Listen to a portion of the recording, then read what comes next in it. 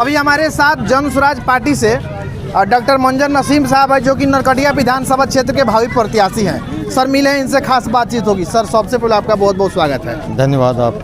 अभी आपकी उपस्थिति तीनकोनी गांव में है। गांव में घूम लिए, लोगों से मिल लिए, कैसा लगा? अच्छा, अभी तो घूम रहे हैं। अच्छा, घूम रहे हैं। हाँ। लोगों की समस्याओं से तो अवगत हो ही रहे हैं, लेकिन हर पंचायत में आप जाइए, कहीं पे भी आपको जनता खुशहाल नहीं दिख रही है। सब समस्याओं में अपने एकदम त्रस्त हैं और इतने सालों के शासन के बाद भी इनके लिए सरकारों ने अपनी जवाबदेही, अपनी जिम्मेदारियों का निर्वहन नहीं किया।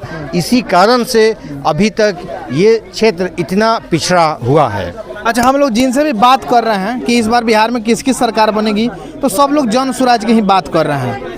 इसलिए कि बाकी की जो तीनों दल हैं वो तो एक हैं, वो तीनों मिल करके 5 साल में शासन करते हैं। कोई विपक्ष नहीं है उसमें, वो तो सब पक्ष हैं। और उन तीनों के सामूहिक प्रयास के बाद भी बिहार आज देश का 28वां सबसे पिछड़ा राज्य है। इसलिए अब कुछ नया प्रयास करना होगा और उन तीनों से इतर अब जन स्वराज के लिए लोगों के अंदर एक भावना जगी है, एक उनके अंदर उम्मीद जगी हुई है। सर बिहार की जो जनता है, जो मजदूर क्लास के लोग हमेशा बाहर जाके प्लान करके काम करते हैं, इस पे जन स्वराज क्या सोच रही है?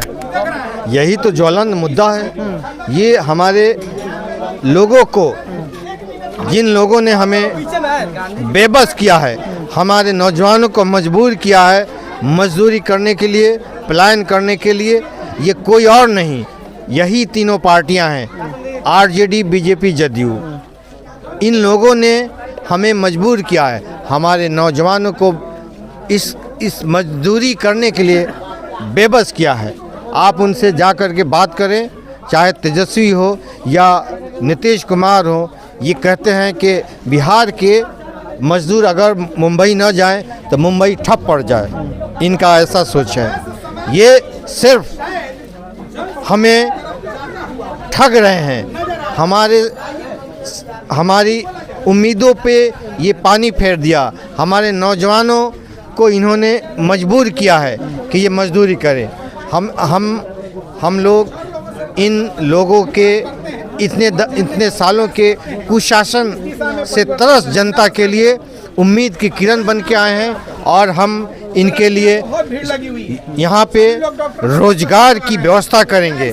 हर पंचायत में 800 से 1000 नौजवानों के लिए रोजगार की व्यवस्था करेंगे। बच्चों के लिए सर्वश्रेष्ठ शिक्षा की व्यवस्था करेंगे। किसानों के लिए हमारे पास योजनाएं हैं, महिलाओं के लिए हैं, हमारे बुजुर्ग घर के लोगों के लिए योजनाएं हैं। आप एक बात देख लीजिए कि जब से हम लोगों ने बुजुर्गों के लिए पेंशन की राशि का 2000 का ऐलान किया, नीतीश सरकार घबरा करके 400 से 1100 तक कर दी।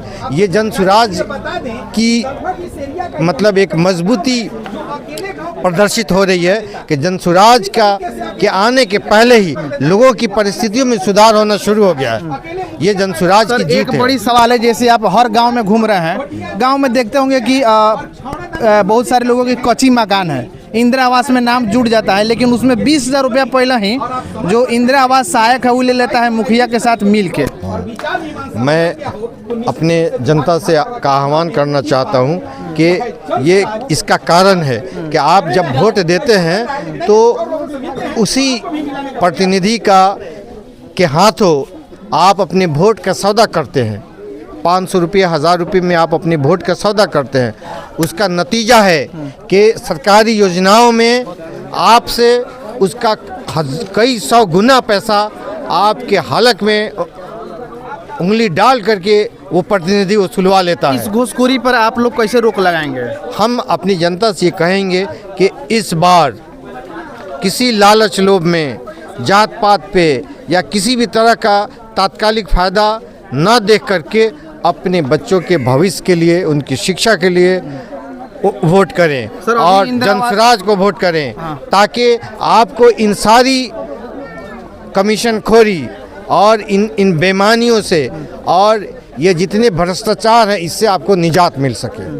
अभी क्या है कि नाम जुड़ रहा था इंदिरा आवास में, प्रधानमंत्री आवास योजना उसका नाम हो गया है, इस पे नाम जुड़ रहा था तो लोग 1,000 रुपया नाम ले रहे थे। हमने डाटा बनाया तो उसमें 560 करोड़ रुपया जनता से लूट लिया गया, ये जो योजनाएं हैं, बिहार के कुल जनता से। ये योजनाएं ये लूट योजना है। जितनी भी योजनाएं हैं अभी आप क्या इस योजना को ऊपर वाले नहीं जानते हैं कि नहीं, कितना ठगी होती है? इसमें सरकारों का दखल है, इसमें उनकी भी हिस्सेदारी है। अफसर से लेकर के नीचे के कर्मचारी से लेकर मंत्री तक सबकी इसमें हिस्सेदारी है। इसलिए तो ये इतने खुलेआम और निडर बेखौफ होकर के जनता से वसूली कर रहे हैं। तो हम अपने लोगों से, जनता से यही आह्वान करेंगे कि इस बार आप बदलाव के लिए वोट करिए। जिन लोगों को आज तक वोट करते आए हैं उनको इस बार वोट नहीं देना है और अपने लिए जनता की सरकार बनाना है, जनसुराज, ताकि आपको इन भ्रष्टाचारों से, इन कमीशन खोरियों से निजात मिले। चलिए, बहुत बहुत धन्यवाद। अभी हमारे साथ नरकटिया विधानसभा क्षेत्र के भावी प्रत्याशी डॉक्टर मंजर नसीम साहब थे। इनसे बहुत सारी बात हुई, बहुत सारे मुद्दों पे बात हुई। सारे बातों को सुनने के बाद आपकी क्या राय बनती है कमेंट बॉक्स में जरूर डालिएगा। जय हिंद।